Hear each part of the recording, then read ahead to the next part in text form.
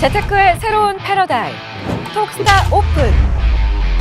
주식, 해외 선물, 가상화폐까지 모든 투자를 한눈에. 톡스타 이용 방법이 궁금하다면 검색창에 톡스타를 검색, 톡스타 홈페이지에 접속. 회원 가입 후 원하는 스타를 선택하면 준비 끝! 언제 어디서든 원하는 정보를 무료로 상담받으세요. 생활 속의 재테크 톡스타. 지금 바로 접속하세요. 오늘의 이슈입니다. 상해 종합 3천선, 급등하는 중국 증시, 빈손 회담 국내 증시, 경기 둔화 미국 증시, 각각의 투자 전략을 두 분께서 세워주신다고 하는데요. 자, 그럼 먼저 스파이더스타님의 의견부터 좀 들어보도록 하겠습니다. 지금 중국 증시는 좀 급등세가 나오고 있고요. 우리 증시는 빈손 회담 결과로 인해서 약간은 좀 흔들리는 모습을 보여주고 있습니다. 미국 증시는 또 간밤에 경제지표 부진으로 인해서 또 하락세가 나오기도 했는데요. 각각의 투자 전략이 또 참 중요해요. 그렇죠. 또 커플링되는 그런 증시이기 때문에 어떻게 세워보면 좋을까요? 일단 중국 증시가 굉장히 강하죠. 근데 이제 일단 이평 자체가 단기 이평 자체들이 지금 눌리고는 있는데 눌리면 다시 이제 반등하니까 단기 이평들의 지지를 좀 받는 편이에요. 그래서 지금 항생 같은 경우에는 지금 29,000포인트의 저항이 좀 셀 거라고 생각을 했는데 종가 자체는 넘기진 못했습니다.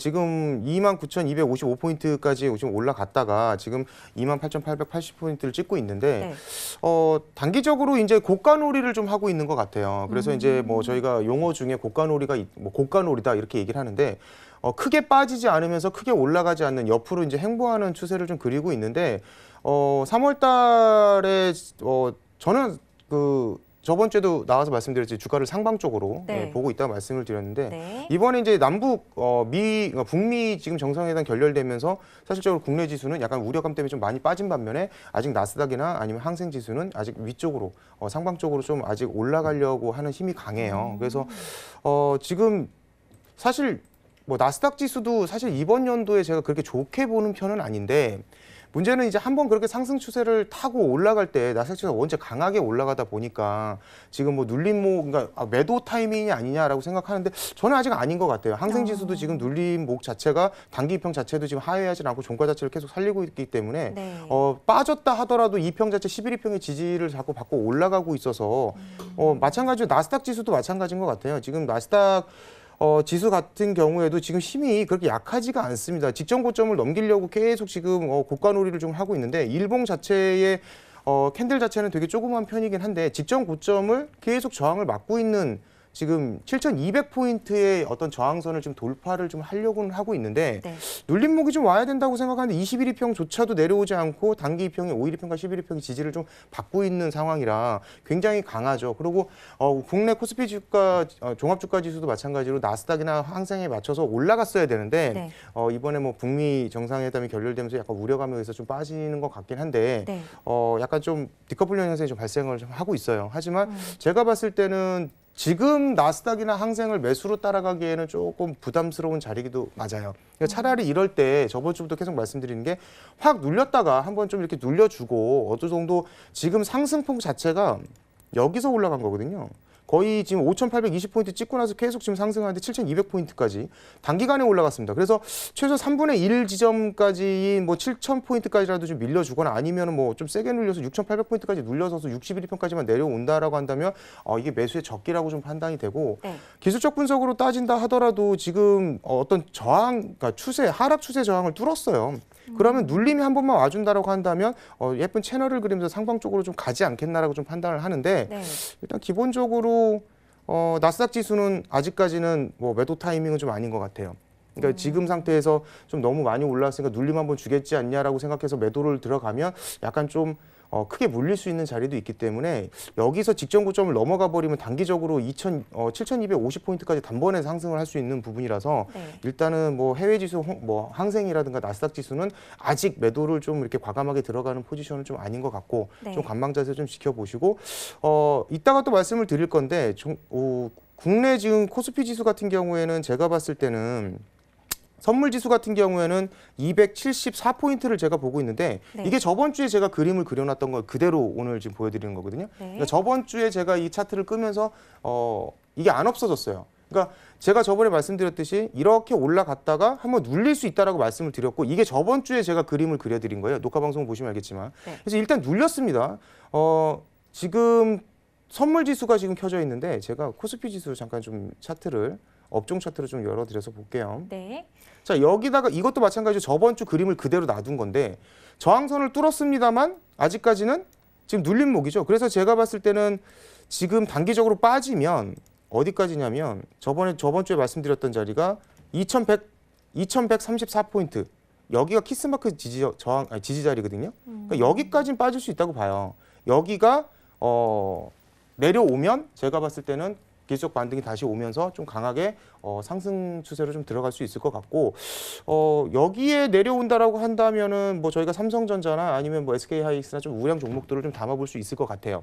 그래서 그때까지는 지금 얼마큼 눌릴지가 관건이긴 한데 만약에 얘가 종합주가지수가 2130포인트까지만 내려와 준다라고 한다면 그때 좀 우량 종목들을 좀 담아볼까 저도 좀 생각을 하고 있고 좀 노려보는 자리인데 마찬가지로 여기 만약에 종합주가에서 이 정도 빠진다라고 한다면 선물지수는 274포인트 뭐 이 정도까지 내려오겠죠. 그러면 좀 길게 장기간으로 한 일주일 스윙으로 가져가는 롱포 매수 쪽으로 저희가 좀 가져가 보려고 지금 준비를 좀 하고 있는데 네. 요렇게 하다가 다시 반등을 할 수도 있을 것 같기도 한데 문제는 이제 이 자리가 깨지냐 안 깨지냐 내일 정도 판단이 날 것 같아요. 내일 한 번 더 눌려준다고 한다면 단기적으로 하루 정도 양봉이 뜰 수 있겠지만 만약에 세게 눌린다고 한다면 2130포인트까지 눌릴 수 있다는 점을 좀 감안을 하셨으면 좋겠습니다. 알겠습니다. 자, 우선은 스파이더스타와 함께 국내 증시 그리고 중국 증시, 미증시 주식시장에서 꼭 함께 살펴봐야 하는 시장들 각각의 투자 전략을 좀 들어봤습니다. 우선 나스닥 지수하고 항생 같은 경우에는 그렇다면 조금 더 관망하는 자세가 필요할 것 같고요. 일단은 포지션 자체가 지금 추가적인 상승이 나올 수도 있고 그러니까 양쪽이 다 열려 있다고 보시면 될 것 같아요. 그러니까 야 그건 누구나 할 수 있는 소리지 않냐라고 얘기하실 수 있겠지만 네. 사실 지금 지수 자체가 지금 그런 상황이거든요. 그러니까 상방으로 올라갔을 경우 장대 양봉이 한번 나올 수도 있는 직전 고점이 뚫리면서 슈팅이 나오기 때문에 나스닥이든 항생이든 굉장히 그 직전 고점의 라인을 돌파했을 경우에 굉장히 강한 양봉이 나온 다음에 한번 눌림이 줄 수도 있고 지금 바로 눌려도 이상할 자리가 아니기 때문에 사실 지금 상태 매도다 매수다 이걸 좀 논하기에는 조금 어려운 자리인 것 같아요. 좋습니다. 조금 더 좀 살펴보시기 바라겠고요. 국내 선물지수 같은 경우에도 좀 소극적으로 단타 매도로 노려보자라는 말씀해 주셨습니다. 코스피 지수는 2130포인트까지도 눌림 가능성이 있으니까요. 이 부분도 함께 참고를 하셔가지고 시장 대응하실 때 좀 유념을 하셨으면 좋겠습니다. 자, 그렇다면 다음으로는 리치스타의 의견도 함께 들어봐야 될 것 같은데요. 얼마 전에 이제 MSCI 중국 A주 편입이 되고 나서부터 우리나라에서 외국인 자금이 좀 계속 이탈이 되고 있는 것 같아요. 네, 그렇죠. 반면에 중국 증시는 좀 계속 잘 가고 있는데 각각의 투자 전략 어떻게 세워보면 좋을까요? 일단 우리나라 증시가 얼마 전에 이제 북미 정상회담이 끝났을 때 좀 안 좋은 뉴스가 터지면서 아래로 쭉 밀렸었죠. 네. 근데 그때도 그날 자체도 외국인들은 그 전부터 팔고 있었습니다. 계속 외국인들은 팔고 있었다는 게 그 중요한데요. 그 이유가 있었죠. 그러니까 단순히 많은 시청자분들 그리고 또 많은 전문가분들이 북미 정상회담에 안 좋은 결과가 나와서 떨어졌다 이렇게 생각하고 있는데 그게 아니거든요. 네. 핵심은 그게 아닌데 왜 그렇게 보시는 거냐면은 그냥 까마귀 날자 배 떨어진다고 그때 그랬을 뿐인 거예요. 그날 만약에 북미 정상회담에서 좋은 선언문이 나왔습니다 하더라도 증시가 급등하는 그런 장은 되지가 않았을 거예요. 왜냐? 외국인이 계속 팔고 있었어요.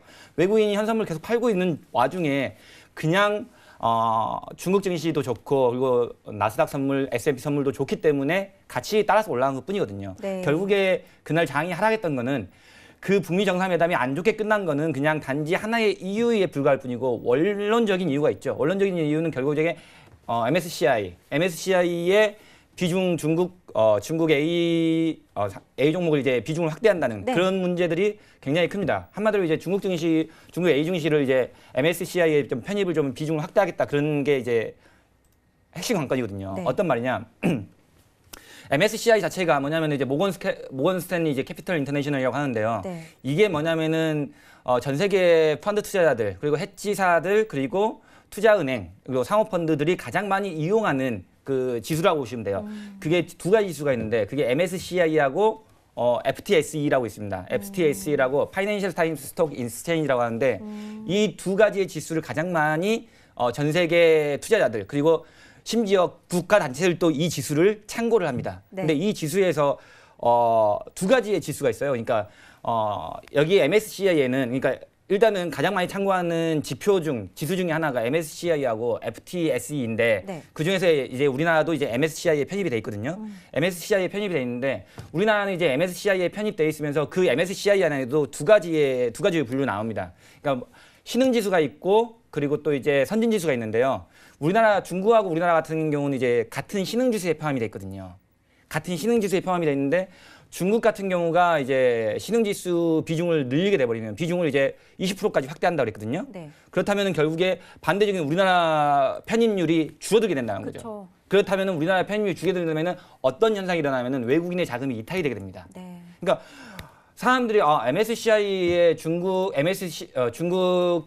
뭐랄까 이제 중국 증시가 MSCI에 편입이 좀 많이 확대되면은 우리나라 증시 외국인 자금이 이탈한다 이 내용은 알고 있는데 왜인지는 이유를 잘 모르시더라고요. 자세하게. 예, 자세하게 근데 이유를 아셔야 돼요. 왜냐하면 이유를 알아야 정확하게 방법을 찾을 수가 있거든요. 그렇죠. 결국에 이제 MSCI에서 중국 증시를 이제 5%에서 20%대까지 확대를 하는데 그게 이제 올해 중순 말 이렇게 쭉 이제 연계해 나간 거거든요. 네. 그다음에 이제 나중에 이제 중국 A가 아니라 중국 B까지 상해 B까지 이제 올라오는데 거기서 이제 가장 중요한 거는 중국 증시가 같은 우리나라가 MSCI에서 같은 이제 뭐랄까 같은 지수에 편입이 돼 있다 보니까 그러니까 선진지수하고 신흥지수가 있는데 우리나라하고 중국 증시는 신흥지수거든요. 네. 같은 카테고리 안에 포함되어 있거든요.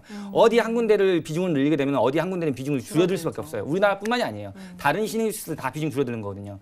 그렇기 때문에 외국인 자금들이 이탈이 되는데 그렇다면은 중국은 당연히 좋을 수밖에 없어요. 중국은 비중 확대거든요. 그러니까 외국인 투자자들이 중국에 대거 진입을 하게 되는 거죠. 그렇다면 중국 증시는 당연히 중국 항생 증시는 올라갑니다. 항생보다도 중국 증시가 더 많이 올라가게 되죠. 그러다 보니까 우리나라 증시가 중국 증시 한참 오를 때도 불구하고 우리나라는 곤두박질 쳤죠. 그 이유가 그거인 거거든요. 북미 정상회담이 이상하게 끝나서 그런 게 아니라 원래 떨어지려고 했었는데 까마귀 날자 배 떨어진다고 그 타이밍에 떨어진 것 뿐이에요.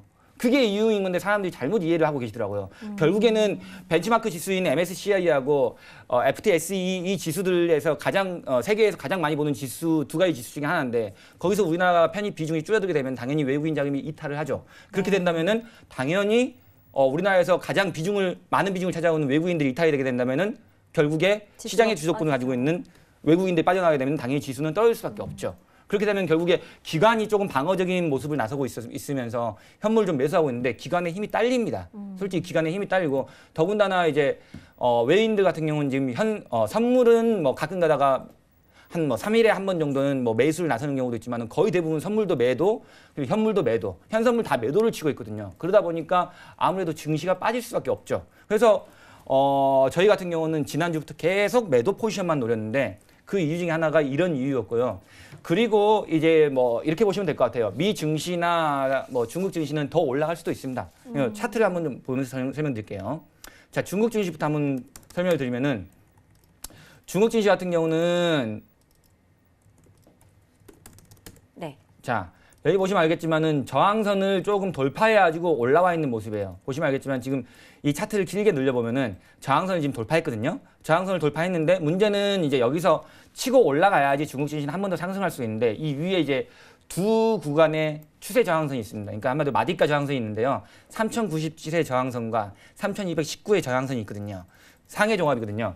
그래서 이제 이 마디가들까지 이제 이탈하게 되면 중국은 다시 한번 이제 3,400까지 올라갈 수가 있는 거고 만약에 이 자리들에서 돌파를 이뤄내지 못한다면 중국도 강한 반등 후 약간 횡보 또는 조정, 약간 눌림목의 타이밍을 아니면 단기 조정목의 타이밍을 조금 받을 수도 있습니다. 그러니까 중국 증시도 일단은 MSCI에 대한 완벽한 호재가 있는 건 사실이지만은 경기 둔화는 어쩔 수 없는 거예요. 중국 증시가 이제 GDP도 그렇고 그리고 PMI 제조업 지표도 안 좋고 네. 그 부분들은 우려할 수밖에 없는 일이거든요. 마찬가지로 중국 증시만 제조업 PMI가 안 좋냐? 미국 쪽도 조금 경제 지표가 좀 굉장히 안 좋게 나오고 있어요. 그러다 보니까 미중 무역 협상은 지금 계속 트럼프와 시진핑이 잘 끝낼 것이다라는 기대 심리 하나만으로 지금까지 지수를 끌어올렸는데 만약 그게 조금 잘못돼 버리면 증시는 이제 악재가 겹칠 수가 있다는 거죠. 그리고 우리나라 증시는 이거예요. 중국 증시나 미국 증시가 좋아도 단기간 조정은 불가피한 거고 일단 지금 조정을 받고 있죠. 우리나라 뭐 코스피 지수 보시면 알겠지만은 저항선을 돌파했지만은 결국에 위에 마디가를 안착하지 못하면서 밀리는 모습. 이 모습이 보여졌는데 네. 어쨌든 간에 지금 아래에서 매수의 힘을 강하게 받고 올라와서 이때 뭐 일봉상의 매수 시그널을 뜨면서 강하게 받고 올라오는데 이제 여기서는 이제 매도 시그널을 뜨면서 아래로 좀 떨어지는 모습. 즉 이제 그때도 말씀드렸지만은 2240짜리를 안착을 해야지만은 적어도 2, 3일 정도 안착을 해야지만은 위로 올라갈 수 있는 힘이 발생하는데 결국에 그 자리를 안착하지 못했고 하루 만에 그냥 바로 그냥 터치하고 밀려버리는 이런 모습을 보여줬기 때문에 글쎄요, 우리나라 증시는 미 증시나 중국 증시가 좋아도 많이 올라갈 수 있는 여지가 별로 남아있지 않다는 모습이 저는 뭐 그렇게 흘러갈 거라 생각이 됩니다.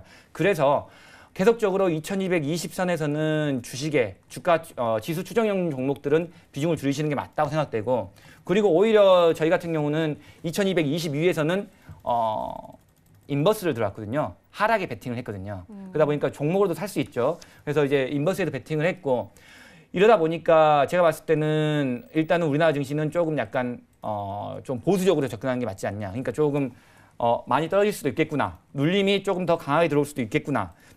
아까 스파이더 스타님이 잘 말씀해 주셨어요. 2136자리.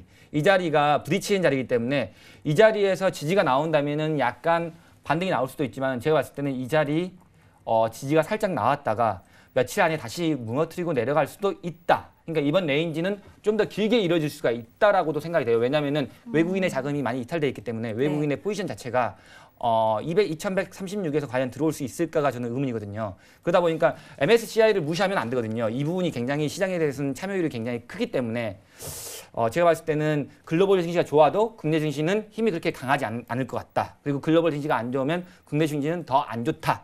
이렇게 시장을 좀 예상하고 있습니다. 그렇기 때문에 물론 아닐 수도 있지만은 지금 뭐 기술적으로 반등이 들어올 수도 있어요. 왜냐하면 코스피 지수가 단기간에 굉장히 많이 떨어지긴 했습니다. 단기간에 100포인트까지는 아니지만 단기간에 거의 한 70포인트 가까이 지금 밀렸잖아요. 70포인트 가까이 밀렸기 때문에 기술적으로 약간 반등 들어올 수는 있으나 그래도 추세는 하방 쪽으로 틀어졌다. 추세가 이제 전환됐다라고 보시는 게 일단은 맞겠습니다. 눌림목이 아니라 단기 조정의 구간으로 왜냐면은 단기 3일 동안 하락폭이 너무 큽니다. 이 하락폭이 장대음폭이 너무 크기 때문에 네. 이 부분을 갭을 메꾸려면은 상당히 오랜 시간이 걸리거나 아니면은 글로벌 증시에서 굉장히 큰 이슈, 그러니까 무역 협상에 대해서 완전 뭐 타결돼 버리는 이런 현상이 나오지 않는 한은 국내 증시를 밀 수 없다라고밖에 저는 생각이 들지 않습니다. 그래서 일단은 누릴 때까지 기다렸다가 국내 증시도 조금 바닥 쪽에서 좋은 종목들을 매수하는 게 전 좋은 선택이지 않냐 이렇게 생각이 됩니다. 알겠습니다. 리치스타께서는 국내 증시가 왜 빠지고 있는지 원리에 대해서 차근차근 설명을 해주셨는데 외국인 수급이 빠져나가는 이유 그리고 지수가 빠지는 이유에 대해서 많은 도움이 되셨을 것 같습니다. 그렇다면은 작년에는 커플링 되는 현상을 많이 보였던 우리나라 증시인데 얘기를 듣다 보니까 지금 중국 증시가 올라가도 국내 증시는 안 오를 수 있다라는 말씀을 해주셨거든요. 그렇다면 지금이 디커플링 구간인지 디커플링 구간으로 진입한 건지 또 이 부분도 궁금하거든요. 우리 리치스타 의견부터 한번 들어볼까요? 국내 증시하고 글로벌 증시하고요. 네. 이미 디커플링이죠. 이미. 이 디커플링이 된 지는 한참 오래됐습니다. 한참 오래됐는데 이제 우리나라 증시가 디커플링이 됐을 때 가장 문제점이 뭐냐면은 디커플링을 해소하는데 너무 많은 시간이 필요합니다. 우리나라 증시는. 왜냐하면은 우리나라 증시 같은 경우는 외국인의 수급에 많이 의존하다 보니까 어쩔 수 없이 미 증시가 떨어질 때 우리나라 증시는 좀 덜 떨어야지 디커플링을 조금 마치거든요. 커플링 상태로 전환이 되는데 그거를 회복하는데 굉장히 조금 어렵기는 합니다. 우리나라 증시 같은 경우는 미 증시가 굉장히 강해야지만 이제 조금 어느 정도 상승할 수 있는 그런 모양새가 연출이 될 것이고 지금 이제 미국 증시는 아직까지는 그래도 견조한 상태를 보여주고 있는데 네. 저도 미국 증시에 대해서 올라가겠다 내려갈 때 이거를 예측하기는 어려울 것 같아요. 왜냐하면은 무역 협상이 잘 끝나면 미국 증시 올라가죠. 근데 무역 협상에 대해서 조금 반발적인 의견들이 나오게 되면 당연히 아래로 떨어지겠죠. 이 구간에서는 오히려 나스닥 증시를 기준으로 했을 때 7,200에 가까웠을 때는 어저께 포인트를 보니까 나스닥 같은 경우도 어저께 7,210까지 찍고 난 다음에 선물 지수로요. 네. 7,211까지 찍고 난 다음에 굉장히 많이 밀려버리더라고요. 결국에 투매 심리도 많이 있다는 것도 어느 정도 감안하신다면은 7,200 근처에서는 나스닥을 일단은 그래도 뷰를 매도 쪽으로 조금 더 바라보는 게 좀 맞지 않겠냐. 일단은 제가 한번 선물 지수 차트 나스닥 차트를 한번 좀 보여드리도록 할게요. 네네. 나스닥 선물 지수. 네, 나스닥 선물 지수를 한번 좀 보도록 하겠습니다. 어제장 같은 경우에 뭐 좀 차트를 좀 키워보겠습니다. 네. 어제장의 고가가 7,211.50이었습니다. 근데 이 자리에 어제 분명히 저희도 해외 선물할 때 나스닥을 매수를 받다가 뭐 짧게 수익을 뭐 익절이 돼가지고 짧게 수익밖에 안 됐지만은 매수를 보고 난 다음에 그 다음에 익절 되고 난 다음에 이제 매매를 그만했는데 나스닥이 아주 갑자기 100포인트를 쭉 밀어버리는. 그러니까 위에서 물량이 또 너무 많이 추회된 게 나스닥한테 좀 부담이 될 수밖에 없는 것 같아요. 그러다 보니까 윗꼬리도 좀 많이 달린 모양새고 그래서 일단은 나스닥은 7,200까지는 열려 있긴 하지만 7,200 쪽에서는 약간 하방 쪽을 조금 바라보는 것도 어떻게 보면 극점을 노릴 수 있는 구간이지 않겠느냐 이렇게 판단이 되긴 합니다. 알겠습니다. 우리 리치스타께서는 중국 증시뿐만이 아니라 이미 우리나라 주식은 글로벌 증시와 디커플링 구간인 상황이다라는 의견을 주셨는데 좀 걱정되네요. 우리 스파이더스타께서는 좀 어떻게 예상을 하시나요? 저는 일단은 이건 맞아요. 디커플링이죠. 근데 지금 나스닥, 아까도 말씀드렸죠. 나스닥이나 항생을 지금 따라서 매수에 들어가기도 참 어려운 자리고 그렇다고 그러니까 지금 제일 좋은 지금 매수 자리는 그러니까 매수는 매수인데 과연 지금 따라갈 수 있겠느냐? 못 따라가요. 그러면 언제 따라갈 거냐? 지금 나스닥 지수 같은 경우에 지금 7,200포인트의 저항이 굉장히 강하단 말이에요. 네. 여기서 저는 이제 좀 바라는 게 참 61편까지 밀려주면 좋겠지만 그것까지는 힘들 것 같고 제가 봤을 때는 최소한 300포인트나 200포인트 정도 좀 내려왔을 때 그때 좀 편하게 매수를 좀 어차피 올라갈 거거든요. 이 상태에서 완전히 추세를 꺾어가지고 꽂는다? 뭐 이러지는 않을 거란 말이에요. 그렇다라고 한다면 추세가 어느 정도 지금 상승의 최소 3분의 2 지점이라도 좀 내려와요. 3분의 1 지점이라도 뭐 피보나치 수율 뭐 얘기한다라고 한다면 뭐 38% 정도? 지금 이제 아래쪽에서 지금 5,820포인트에서 올라갔으니까 피보나치 수율 대입해가지고 최소 38%가 됐든 25%가 됐든 좀 눌려줘야 좀 들어갈 수 마음 편하게 들어갈 수 있는 거지. 이 상태에서 맘 놓고 매도를 칠 수 있는 상황도 아니고 그렇다고 매수를 들어갈 수 있는 상황도 아니기 때문에 제가 봤을 때는 그냥 이렇게 올라간다라고 한다면 그냥 단타 쪽으로 뭐 매도를 따라가는 건 좋지만 네. 이걸 뭐 장기적인 포지션으로 가져가면서 매수다라고 얘기하기는 좀 힘들어요. 대신 만약에 하락폭에 대해서 지금 상승폭까지 지금 만약에 25% 이상, 그러니까 뭐 한 30%, 38.2% 정도 눌려준다고 한다면 그때는 매수의 적기일 수 있겠죠. 또 다시 상승 쪽으로 채널을 만들면서 갈 수 있기 때문에 그러니까 가장 좋은 거는 지금 눌려주는 건데 과연 눌려주겠느냐에 대한 의문점은 사실 좀 가봐야 되겠죠. 재테크의 새로운 패러다임 톡스타 오픈 주식, 해외 선물, 가상화폐까지 모든 투자를 한눈에 톡스타 이용 방법이 궁금하다면 검색창에 톡스타를 검색, 톡스타 홈페이지에 접속, 회원 가입 후 원하는 스타를 선택하면 준비 끝! 언제 어디서든 원하는 정보를 무료로 상담받으세요. 생활 속의 재테크 톡스타, 지금 바로 접속하세요.